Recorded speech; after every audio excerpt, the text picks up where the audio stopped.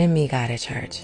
I met him on the floor of my living room when my world tilted so violently that I couldn't tell my up from down, and all I wanted was to stop the spinning.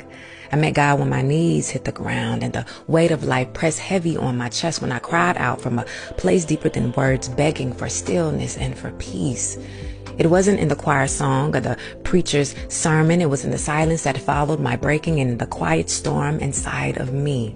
God's voice came like a whisper, not to pull me back, but to push me forward, to nudge me into spaces I had long resisted, spaces I was afraid to dwell in. It was in the gentle urging, that challenge to move, where I had fought so long to be still, that I truly felt his presence. I didn't meet God among the crowd or the hymns sung by others. I met him in the places where no one else could see me, where only he and I existed, where my vulnerability was laid bare, raw, and unfiltered.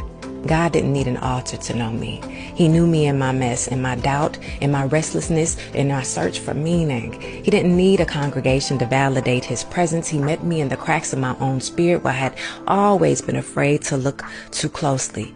It was in those intimate moments where the noise of the world faded away and my heart opened just enough to let him in, that I realized God was never waiting on me in a building.